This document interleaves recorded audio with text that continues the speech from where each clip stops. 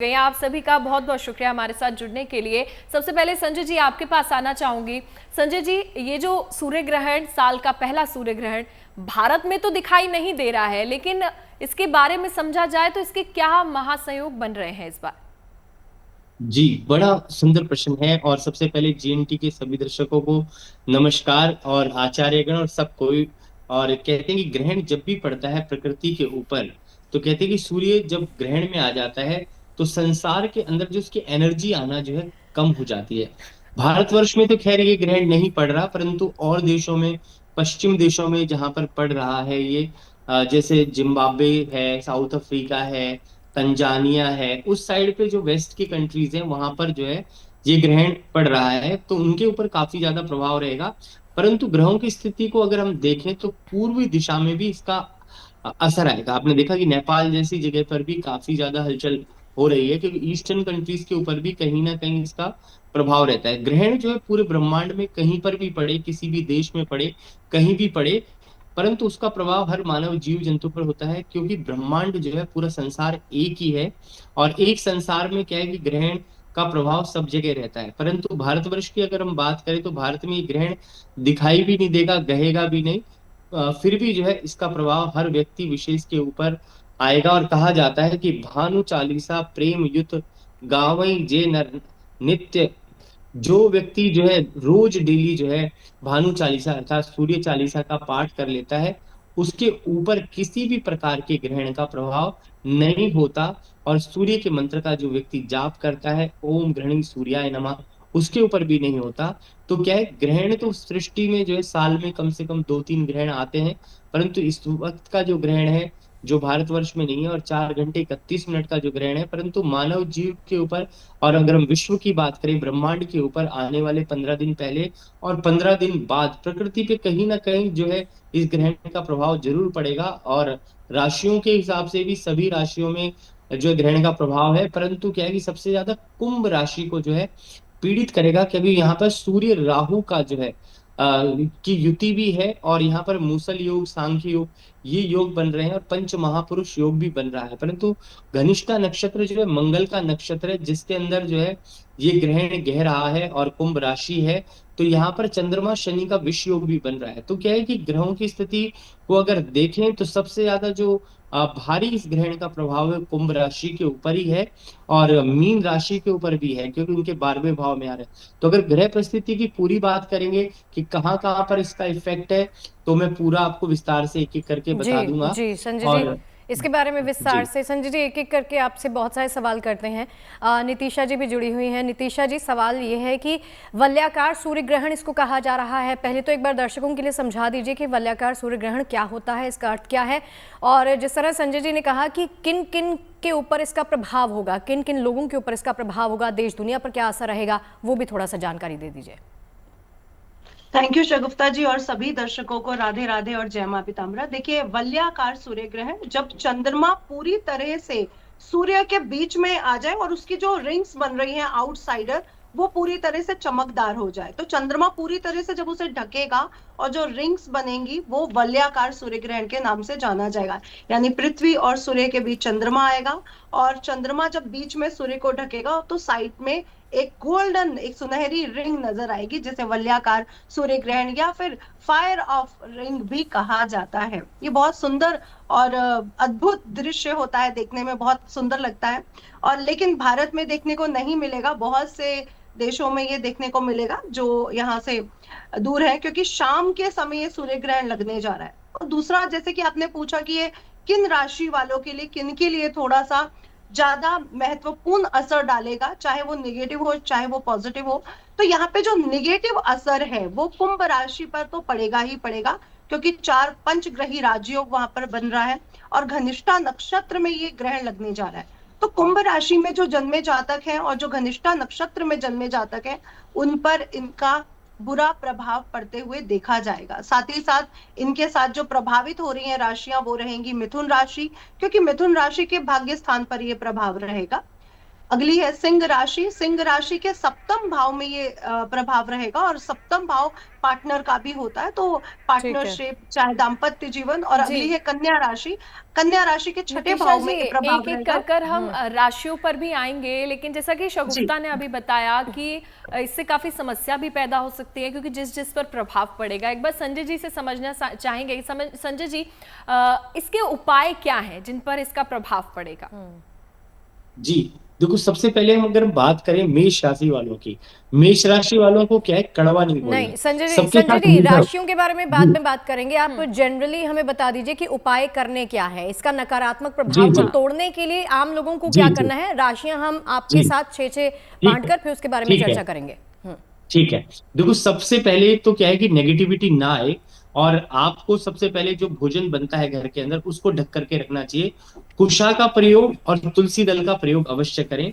दूसरा, ग्रहण से बचने के लिए कहा जाता है कि ग्रहण के वक्त जो है घर से बाहर नहीं निकलना चाहिए, क्योंकि भारतीय जो है पूरे विश्व में जहां पर भी ग्रहण पड़ रहा है, वहां साउथ अफ्रीका हो, चाहे तंजानिया हो, चाहे जिम्बाब्वे हो, चाहे तो उस तरफ जो ग्रहण है, तो उनको ग्रहण से बाहर नहीं जाना चाहिए। अगर ग्रहण के वक्त क्या परहेज करना चाहिए, भोजन कहते हैं कि भोजन जो विष समान बन जाता है, तो क्या है कि भोजन का पाचन नहीं होता, क्योंकि जब सूर्य की एनर्जी प्रकृति के ऊपर नहीं आती, तो व्यक्ति विशेष के ऊपर, क्योंकि हमारा जो शरीर चलता है वो सूर्य की एनर्जी से ही चलता है, क्योंकि सूर्य जो है हमारे शरीर को चलाने वाला है, ऊर्जा का कारक है, आत्मा का कारक है। तो जब आपका पाचन तंत्र स्लो हो जाता है उस वक्त पे, तो खाना पीना भी डाइजेस्ट नहीं हो पाता। तो उस वक्त क्या उपाय करना है, आपको तुलसी दल का प्रयोग करना है, कुशा का प्रयोग करना है, और सूर्य मंत्र का जो है जाप करें, क्योंकि कहा जाता है कि जब भी कोई ग्रहण पड़े उसमें आप तप अगर करते हैं, सूर्य की उपासना करते हैं, तो उससे विशेष लाभ रहता है। तप क्या है, सूर्य का तप क्या है कि आपको सूर्य मंत्र का जाप करना है, ओम गृणी सूर्याय नमः, और मौन व्रत रखें, और कोई भी मंत्र की जो है सिद्धि कर लें, किसी भी मंत्र की, जिस मंत्र को भी आप सिद्ध करेंगे वो आपको ग्रहण के वक्त जो मंत्र सिद्ध होता है उसका 100 गुना फल प्राप्त हो जाता है। तो सिद्धि का समय है, जप का समय है, तप का समय है, और ग्रहण के पश्चात जो है घर के अंदर जो है गंगा जल का छींटा दे दें, और अपने आप को भी स्नान जरूर करें, और स्नान के बाद दान जरूर करें, क्योंकि कलयुग में जो है दान का बड़ा भारी महत्व रहता है।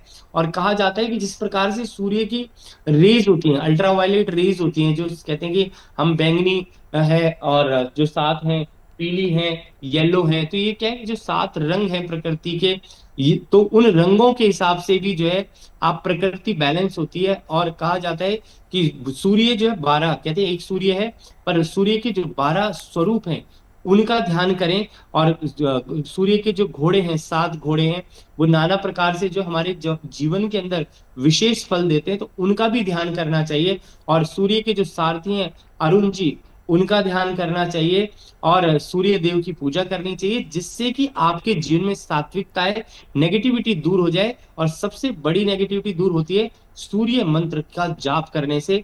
ओम गृणी सूर्याय नमः, इस मंत्र का जाप करें, उससे विशेष करके लाभ रहता है।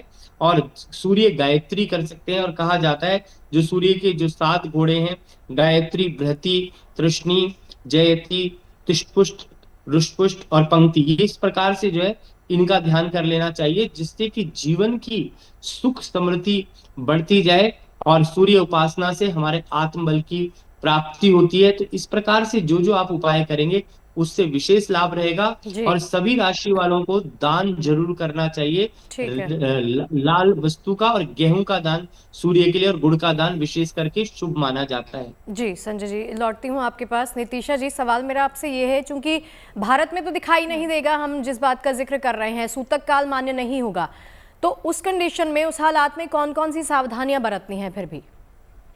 देखिए शगुफ्ता जी, बहुत क्लियर है कि कोई भी ग्रह को ग्रहण लगने जा रहा है, और वो यूनिवर्स में कोई भी ऐसी अगर कोई भी कंडीशन बनती है, तो उसका जन जीवन पर, मानव जीवन पर, ऋतु पर हर तरह से प्रभाव डलेगा।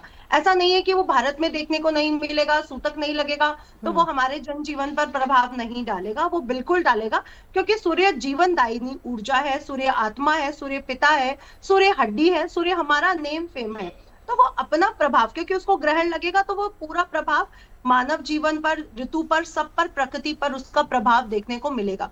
इसलिए सबसे पहले मैं सबसे कहूंगी, अगर आपकी कुंडली में सूर्य की स्थिति सही है या अच्छी नहीं है, किसी भी कंडीशन में आप हैं, या आप कुंभ राशि में जन्मे हैं या नहीं जन्मे हैं, गजेंद्र मोक्ष का पाठ जरूर करें, गीता पढ़ें, सूर्य का आदित्य हृदय स्तोत्र जाप करें, ओम नमो भगवते वासुदेवाय का जाप करें। क्योंकि जब भी किसी ग्रह के साथ कुछ भी गलत हुआ है या कष्ट में है वो, और हम मंत्रों का जाप करते हैं, तो उसे भी ऊर्जा प्राप्त होती है हमसे, और वो प्रसन्न होकर हमें आशीर्वाद देते हैं। इसलिए इस समय आपने देखा होगा साधु संतों को, तांत्रिकों को, वो साधना में चले जाते हैं, क्योंकि ये जो समय है वो पूरी तरह से पोर्टल खुला हुआ है, जिस समय हम लोग उस एनर्जी के साथ जुड़ सकते हैं। और उस एनर्जी के साथ जुड़कर अगर हम उन्हें बल देते हैं, सूर्य देवता को बल देते हैं, तो इससे हमारी कुंडली में भी बल प्राप्त होता है, विश्व शांति आती है। इसलिए ये समय बहुत स्पेशल है आप विश्व कल्याण के लिए, क्योंकि 15 दिन बाद सूर्य दूसरा चंद्र ग्रहण आ रहा है, जो भारत में भी देखने को मिलेगा। तो ये जो समय है 1.5 से 2 महीने का, ये बहुत स्पेशल है, और ये प्राकृतिक आपदाएं, बीमारियां और बहुत सारे कष्ट को दिखा रहा है, जो राजनीतिक से संबंध रखता है, जो हो सकता है कि कुछ आतंकवादी हमले हो जाए, हो सकता है लोग सड़कों पर उतरे और कुछ दंगे फसाद हो, ऐसी जो स्थितियां बन रही हैं। और वायु से होने वाले रोग भी इस समय देखने को मिल सकते हैं, क्योंकि सूर्य राहु के साथ बुध, शुक्र और चंद्रमा भी है।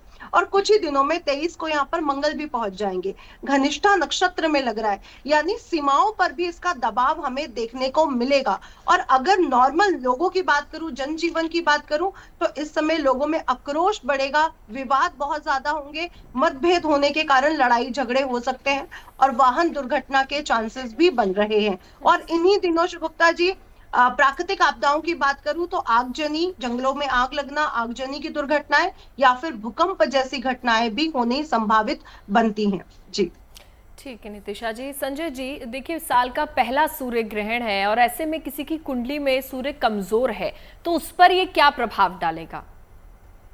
देखो, सूर्य को सबसे बड़ा प्रभाव जो है, सूर्य हमारे एनर्जी का प्लैनेट है, उष्णा का प्लैनेट है, हमारे जीवन का, आत्मा का प्लैनेट है। तो अगर हमारा मन जो है, आत्मा जो है हमारी शुद्ध और पवित्र रहती है, तो हमें अपने मन को कंट्रोल करना बहुत ही जरूरी है। और जिनका सूर्य नीच का होता है, उन लोगों को, जो 15 अक्टूबर से लेके 15 नवंबर के बीच में जो बच्चे पैदा होते हैं, उनका 99% सूर्य नीच का होता है, कि उस वक्त नीच के सूर्य होते हैं। जिनका जन्म 15 अगस्त से लेके और 15 सितंबर के बीच में, 16 सितंबर के बीच में होता है, सूर्य उनका बैलेंस होता है। और जिनका मार्च और अप्रैल में जन्म होता है, उनका सूर्य एक्सॉल्टेड होता है। जो सूर्य क्या है, नीच का जब होता है, तो आदमी की एनर्जी लो हो जाती है, व्यक्ति विशेष की एनर्जी लो हो जाती है। उस एनर्जी को बूस्ट करने के लिए सूर्य का मंत्रों का जाप करना चाहिए। और आदित्य हृदय स्तोत्र तो सबसे बड़ा महा उपाय है ही है। और लाल चंदन की लकड़ी लेकर के अगर आप चाहें तो गले में पहन लें। लाल चंदन आपको एक पावर देता है।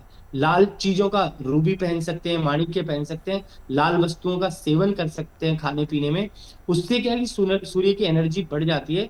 जो लोगों की का सूर्य नीच का है, तुला राशि में जब सूर्य नीच का होता है, तो व्यक्ति को एनर्जी लो हो जाती है। ब्रह्मांड में भी क्या होता है कि यूनिवर्स में जब ग्रहण गहता है, तो आपके अंदर लो फ्रीक्वेंसी हो जाती है, क्योंकि आपको थोड़ा सा नेगेटिविटी लगने लग जाती है, मन में अशांति हो जाती है। तो तभी कहा जाता है कि मौन रखने से क्या है, ध्यान मगन होने से आपकी एनर्जी हमेशा बूस्ट रहती है।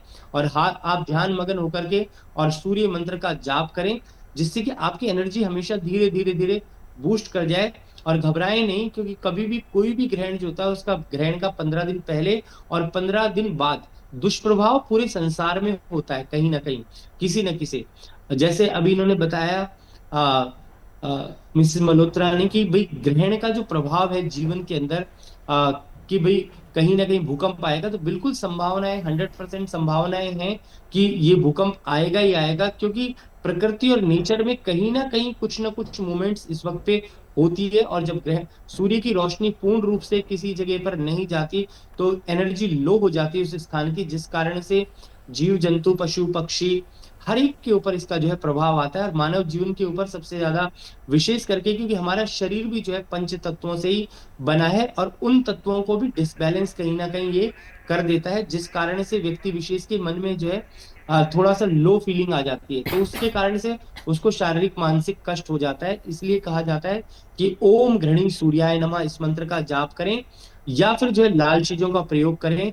और सूर्य का जो विशेष मंत्र है उसका जाप आप कर सकते हैं। जो जिन लोगों को मंत्र नहीं आते वो सिर्फ इतना बोल लें, ओम घृणी सूर्याय नमः, ओम दिवाकराय नमः, ओम भानुकाय नमः, ओम मित्राय नमः।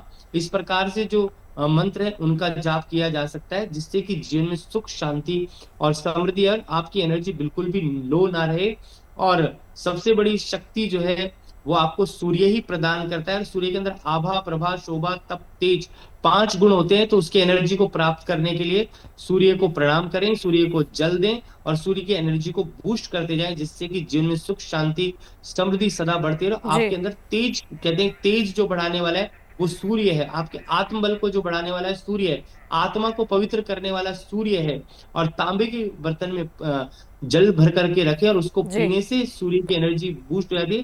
तांबे का कड़ा पहन सकते हैं। इसको कंकणावृति सूर्य ग्रहण भी कहते हैं। कंकणावृति होता है कंगन जैसा या कंगने जैसा या ब्रेसलेट जैसा। तो ये क्या है कि एक ऐसा ग्रहण है जो आपके जीवन में बड़ी शुभता लाता है। और सूर्य को आत्मा भी माना गया, तो आप अपने आत्म कारक को स्ट्रॉन्ग करेंगे बिल्कुल। तो आपके जीवन में शुभता अपने आप आएगी। जी। संजय जी आपके पास आते हो, क्योंकि संजय जी पहले आप जिक्र कर रहे थे राशियों के हिसाब से कि क्या समस्या आ सकती है इस सूर्य ग्रहण से, कैसे समाधान किया जाए, तो एक एक करके राशियों के हिसाब से बताइएगा। जी बिल्कुल। सबसे पहले मैं बताता हूँ कि सूर्य हमें क्या देता है। आप देखें कि एनर्जी में विटामिन डी अगर बॉडी में कम हो जाए तो हमारी बोन्स कमजोर हो जाती हैं।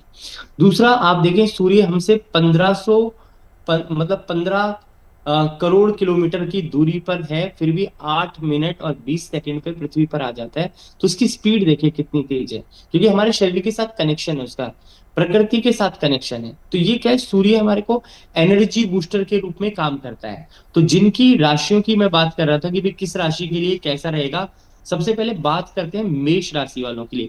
मेष राशि वालों के 11वें भाव में हाउस ऑफ इनकम को तो इंक्रीज करेगा, पर ऐसे वक्त में आपको मौन रहना है, क्योंकि आप अगर ज्यादा बोलेंगे तो आपके काम, आपकी वाणी ही बिगाड़ देगी।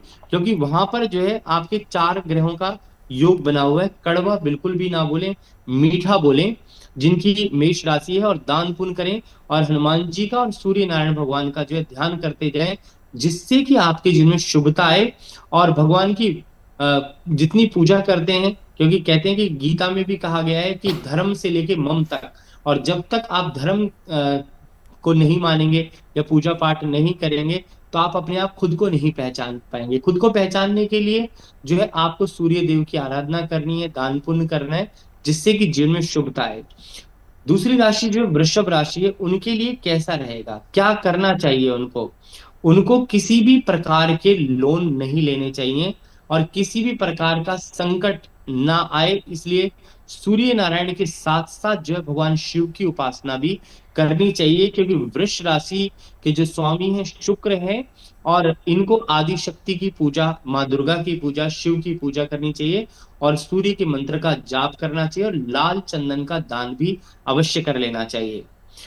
तीसरी राशि जो है कालपुरुष की मिथुन राशि है। आपको अपने मन को, चित्त को शांत रखना है, ध्यान मगन रहना है, मौन रखना है, और भगवान का स्मरण करते रहना है। और एक स्थान पर बैठ करके सूर्य का ध्यान करें, मंत्र का जाप करें, भगवान कृष्ण की पूजा भी कर सकते हैं। और कहा जाता है कि जो आपके इष्ट हैं उनकी उपासना करें, गणेश जी की पूजा करें और गणेश जी के मंत्रों का जाप करें, या सूर्य मंत्र का जाप करें, ओम गण गणपति नमः मंत्र का जाप करें। अगर हो सके तो सूर्य की एनर्जी पाने के लिए जो है आप ऑरेंज कलर के कपड़े ज्यादा से ज्यादा पहने, उससे विशेष लाभ की प्राप्ति होगी। ठीक है, 3-3 दूसरा, राशियां कर लेते हैं संजय जी, 3-3 राशियां। नितिशा जी अगली 3 राशियां आप बता दीजिए, 3-3 राशियों के हिसाब से चलेंगे। शगुफ्ता जी थैंक यू। और मैं एक चीज और जोड़ना चाहूंगी, आज से अग्नि पंचक भी लग रहे हैं जो सुबह 9 से 9:30 बजे के करीब लग रहे हैं। तो इस समय अगर आप कोई भी मैनिफेस्टेशन करते हैं तो भी बहुत शुभ है, क्योंकि पंचग्रहों का योग है और साथ ही साथ चतुर्ग्रह योग भी रहेगा। तो इस समय आप कोई भी मैनिफेस्टेशन करेंगे तो वो आपकी पूर्ण होगी। इसलिए रेड कलर के पेन से अपने मैनिफेस्टेशन जरूर करें, या हवन या आरती करते समय आप जो मैनिफेस्ट करेंगे वो आपकी पूर्णता कबूल की जाएगी, स्वीकार की जाएगी। हमारे परमात्मा के द्वारा। और अग्नि तत्व बहुत ज्यादा एग्रेसिव है शगुफ्ता जी, इसलिए ज्वालामुखी और भूकंप और दुर्घटनाओं के योग बहुत ज्यादा सक्रिय हुए हुए हैं, जो अच्छे नहीं है किसी भी राशि के लिए। लेकिन अब हम कर्क राशि की बात कर लेते हैं। कर्क राशि के अष्टम भाव से ये ग्रहण लगने जा रहा है, जहां पे पंच ग्रह योग है। और यहाँ पर जो मंगल है, उनके पंचम भाव के मालिक, वो सप्तम में बैठे हुए हैं उच्च के होकर के, और शनि महाराज भाग्य में हैं। तो परिवार में कहीं ना कहीं इनको तनाव देखने को मिल सकता है, पैसे से संबंधित कुछ झंझट इनको हो सकते हैं इस समय। और साथ ही साथ मसालेदार भोजन से इनको दूर रहना है, और जितना हो सके मंगल के मंत्रों का जाप करें, हनुमान चालीसा का जाप करें, तो इनके लिए बेहद शुभ रहेगा कर्क राशि के लिए। दुर्घटना, यात्रा से इस समय इनको बचने की राय जरूर दी जाएगी कर्क राशि वालों के लिए। अगली है सिंह राशि। सिंह राशि के सप्तम भाव में ये गोचर हो रहा है, और चतुर्थेश छठे भाव से गोचर कर रहे हैं। शनि महाराज अष्टम भाव में है। गुरु की नवपंचम दृष्टि भी बनी हुई है, ये बहुत शुभता को दे रही है। लेकिन फिर भी सिंह राशि वालों को बहुत ज्यादा इस समय तनाव झेलना पड़ सकता है। शारीरिक कोई ना कोई कष्ट इनको दिक्कत दे सकता है। पेट संबंधित बीमारियां इनके लिए इस समय शुभ नहीं है। और साझेदारी में या पार्टनरशिप में इनको कोई दबाव महसूस हो सकता है। शादीशुदा दाम्पत्य जीवन में भी इनको तनाव महसूस इस समय हो सकता है। इनके लिए बहुत अच्छा रहेगा गजेंद्र मोक्ष का पाठ करें, या फिर श्री हरि विष्णु का ओम नमो भगवते वासुदेवाय मंत्र का अगर ये जाप करते हैं तो बेहद शुभ रहेगा। इनके लिए एक चीज और बोलना चाहूंगी, रक्त चंदन का तिलक ये अपने मस्तक पर ये 5 दिन जरूर लगा करके रखें। कन्या राशि की बात कर लेती हूँ। कन्या राशि के छठे भाव में ग्रहण लगने जा रहा है। शुक्र, बुध, सूर्य, चंद्रमा और राहु इनके छठे भाव में होंगे, और मंगल इनके पंचम भाव में, और शनि इनके सप्तम भाव में होंगे। रोग, ऋण, शत्रु तीनों ही इनको परेशान करते हुए नजर आएंगे। यानी जो पिछले समय में इनको कोई रोग था वो दोबारा एक्टिव हो सकता है। ऋण से संबंधित इनको कोई कष्ट हो सकता है, और साथ ही साथ इस समय इनको शत्रु भी बहुत परेशान करते हुए नजर आएंगे। अगर कंपटीशन इनका अभी नियर बाई कोई एग्जाम दिया है या देने वाले हैं, तो इनको थोड़ा सा आत्मविश्वास अपना प्रबल रखना पड़ेगा, अन्यथा इनको दिक्कत आ सकती है। इनके लिए बेहद शुभ रहेगा कृष्ण जी की उपासना करें। जितना ज्यादा ही कृष्ण जी की उपासना करेंगे इनके लिए उतना ही शुभ रहेगा। चलिए, कर्क, सिंह और कन्या राशि के बाद अब बारी है तुला, वृश्चिक और धनु राशि की। तो संजय जी, उनका समय कैसा रहने वाला है सूर्य ग्रहण के प्रति, और क्या उपाय उन्हें करने चाहिए, बताइएगा। जी जी, अब बात कर लेते हैं तुला राशि की। तुला राशि के जो स्वामी है वो शुक्र है, और शुक्र क्या है, आपके जीवन में लग्जरी का प्लानेट है, सुख का प्लानेट है, आपकी चीजों को बढ़ाने वाला प्लानेट है। तो इस वक्त पे कोई बड़ा बदलाव ना करें, क्योंकि ये आपके पंचम भाव में। अपनी विद्या बुद्धि का सही प्रयोग करें, सही निर्णय लें, जल्दबाजी से कोई कार्य ना करें, और घर परिवार में जो है कलह कलेश बिल्कुल ना करें। अपने बच्चों का ध्यान रखें, और बच्चों को सारी सुख सुविधाएं देने की कोशिश करें, क्योंकि पंचम भाव जो है आपके संतान का कारक है, आपकी बुद्धि का कारक है। इसलिए आपकी बुद्धि से कोई ऐसा निर्णय जल्दबाजी में ना लें जहां कहीं कोई नुकसान कर दे। इस वक्त शुक्र के मंत्र का जाप भी आप कर सकते हैं, पर सबसे ज्यादा जरूरी है कि सूर्य का ग्रहण है तो सूर्य मंत्र करें। इसके अलावा माँ दुर्गा की पूजा करें, दुर्गा की उपासना करें। सर्व मंगल मांगल्ये शिवे सर्वार्थ साधिके शरण्ये त्र्यंबके गौरी नारायणी नमस्तुते।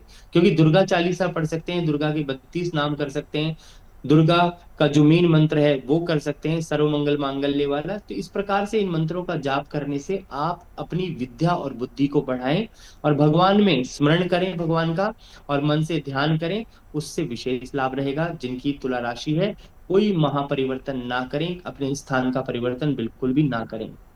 अब बात कर लेते हैं वृश्चिक राशि की। वृश्चिक राशि के जो लॉर्ड हैं आपको मालूम है हनुमान जी हैं, बजरंग बली हैं, और ये नक्षत्र भी जो है गनिष्ठा नक्षत्र में। गनिष्ठा नक्षत्र मंगल का ही नक्षत्र है जिसमें ये ग्रहण गह रहा है, तो आपके चतुर्थ भाव में ही रहेंगे। तो परिवार के साथ जो अच्छे संबंध रखें, अपने माता पिता भाई बंधु सबसे अच्छा संबंध रखें, किसी से कोई मनमुटाव ना करें, और निर्णय जो भी लें बिल्कुल शांति से लें। और ग्रहण के 15 दिन तक कोई भी ऐसी चीज ना खरीदें, चाहे प्रॉपर्टी में इन्वेस्टमेंट ना करें जल्दी से, क्योंकि इन्वेस्टमेंट करने से कोई नुकसान का डर रहेगा कि धोखा भी हो सकता है। तो इसलिए सावधानी की जरूरत है। हनुमान जी की पूजा विशेष करके करनी चाहिए, बजरंग बाण का पाठ, हनुमान बाहु का पाठ कर सकते हैं, और सूर्य देव की उपासना भी कर सकते हैं। अब बात कर लेते हैं धनु राशि की। धनु राशि वालों को फालतू कोई विवादों से आपको दूर रहना है, क्योंकि आप किसी के फालतू के विवाद में पड़ सकते हैं, क्योंकि आपके तृतीय भाव में जो है ये ग्रहण गोचर कर रहा है। तो किसी के विवाद में पड़ने से आपके ऊपर भी बिना बात का संकट आ सकता है। उससे बचने के लिए ओम नमो भगवते वासुदेवाय नमः मंत्र का जाप करें, और यक ओम कृष्णाय वासुदेवाय हरे हरे परमात्मने प्रणत क्लेश नाशाय गोविंदाय नमो नमः, इस मंत्र का जाप भी कर सकते हैं। और भगवान को प्रसन्न करने के लिए विष्णु भगवान के मंत्रों का जाप करें। ओम यश सम्रेण मात्रेण जन्म संसार बंधनात् विमुचे तस्मै विष्णु प्रभो विष्णु। सिर्फ ओम विष्णवे नमः बोलेंगे, उससे भी आपके जीवन में बड़ी शुभता सफलता आएगी और भगवान विष्णु की पूर्ण कृपा आपके ऊपर रहेगी। और कहते हैं कि जब भी ग्रहण पड़ता है तो उस वक्त जो है मौन रखें, अपनी आत्मा को पवित्र करें, मन को पवित्र करें। कहा जाता है मनसा वाचा कर्मणा, मन से कर्मों से पवित्र रहें। और कहते हैं कि अपने आप को अमृत तुल्य समझना शुरू करें। जिस प्रकार से अमृत होता है उस प्रकार से आप अमृत तुल्य बने, सत्यता शुभता अपने जीवन में लाएं और दूसरे के कल्याण की बात सोचें। और उससे क्या है कि मानव जीवन के कल्याण की सोचेंगे तो ईश्वर आपका कल्याण अपने आप ही करेगा। बिल्कुल। चलिए, अंतिम 3 राशियां बची हैं नितिशा जी, मकर, कुंभ और मीन। इनके ऊपर कैसा प्रभाव रहेगा, और अगर दुष्प्रभाव है तो उसको तोड़ने के लिए क्या कुछ अचूक उपाय हैं वो भी बता दीजिए। जी, मकर राशि की बात कर लेते हैं। मकर राशि के द्वितीय भाव में सूर्य, राहु, शुक्र, चंद्र और बुध गोचर कर रहे हैं, और मकर राशि में लग्न में ही मंगल का प्रभाव है और तृतीय भाव में शनि का प्रभाव है। ये समय आपको बेहद संभलने का है मकर राशि, स्पेशली खर्चों को लेकर के और स्पेशली शब्दों को लेकर के। हो सकता है आपके शब्दों के कारण कोई विवाद इस समय आप जोखिम ले बैठे, तो अपने शब्दों पर विशेष ध्यान रखें। खर्च करते समय शेयर मार्केट में या कहीं व्यवसाय में लगाते समय सोच समझकर खर्च करें, और परिवार में किसी को बीमारी या चोट की आशंका इस समय बनती हुई नजर आती है, तो थोड़ा सा ध्यान रखें। आपके लिए जो उपाय रहेगा वो ये रहेगा, हनुमान जी की उपासना करें और बंदरों को या डॉग्स को मीठी रोटी जरूर खिलाएं, और साथ ही साथ दुर्गा जी का निर्वाण मंत्र अगर आप जाप कर लेते हैं या दुर्गा जो रक्षा कवच है वो पढ़ते हैं, तो इस समय आपके लिए बेहद शुभ रहेगा। अगली है कुंभ राशि, जहां पर ये ग्रहण लगने जा रहा है और घनिष्ठा नक्षत्र मंगल के नक्षत्र में लग रहा है। और कुंभ राशि के लिए जो दशमेश होते हैं वो मंगल ही होते हैं। मंगल 12वें भाव से गोचर कर रहे हैं, तो कुंभ राशि वाले दुर्घटना, चोट चपाट और शारीरिक कष्ट से थोड़ा सा सचेत रहें। आपके लिए बेहद आवश्यक है ये समय सूचना। और शादीशुदा लाइफ में, पार्टनरशिप में भी आपको बहुत ज्यादा सोच समझकर चलना होगा। वाद विवाद की स्थितियां बनती हुई नजर आ रही है, लेकिन आपको बचना भी होगा। मतभेद और खाने पीने की स्थिति को भी थोड़ा सा ध्यान रखने की जरूरत है, क्योंकि शनि महाराज आपके द्वितीय भाव से गोचर कर रहे हैं। यात्रा इस समय अगर आप टाल सकते हैं तो बहुत अच्छा रहेगा। राजनीतिक लोगों के लिए यहाँ पर कुछ ना कुछ जरूर गुड न्यूज मिलेगी, यात्राएं उनके लिए शुभ रहेंगी, लेकिन नेम फेम पर उनकी बात आती हुई नजर आ रही है। मंगल की चीजों का दान करें, आपके लिए बेहद शुभ रहेगा। हनुमान चालीसा जितना पढ़ सकते हैं उतना पढ़े, और गजेंद्र मोक्ष का पाठ करना बिल्कुल भी इस समय ना भूलें। सप्तधान का अगर दान करें तो वो भी आपके लिए बेहद शुभ रहेगा। अगली राशि है मीन राशि, कालपुरुष की आखिरी राशि है, और मीन राशि के स्वामी महाराज गुरु महाराज चतुर्थ भाव से गोचर कर रहे हैं, और मीन राशि के 12th हाउस में 12वें भाव में ये ग्रहण लगने जा रहा है। साथ ही साथ मंगल महाराज एकादश भाव में है, और मीन राशि में ही शनि महाराज विराजमान है। आपको बेहद ध्यान रखना है इस समय धन की हानि को लेकर के। मानसिक विवाद, मानसिक कष्ट इस समय आपको थोड़ा सा परेशान कर सकता है। साथ ही साथ विदेश से जुड़े या जो लोग एक्सपोर्ट इंपोर्ट का काम कर रहे हैं, जो विदेशों से काम कर रहे हैं, उनको यहाँ पर सतर्कता बरतने की जरूरत बनती हुई नजर आ रही है। दूध की बनी मिठाइयां लेकर के कन्याओं को खिलाएं, आपके लिए बेहद शुभ रहेगा। जितना आप कन्याओं का पूजन करेंगे, दुर्गा जी का पूजन करेंगे, ये समय आपके लिए उतना शुभ रहेगा। तो इस समय कन्याओं को सफेद मिठाई जरूर खिलाएं। बिल्कुल। चलिए, नितिशा जी और संजय जी, आप दोनों का ही बहुत बहुत शुक्रिया ये अचूक उपाय हमारे दर्शकों तक पहुंचाने के लिए और बताने के लिए कि सूर्य ग्रहण के दौरान क्या करें और क्या ना करें। फिलहाल इसी के साथ रुकेंगे छोटे से ब्रेक के लिए। ये कवरेज लगातार जारी है, देखते रहिए JNT।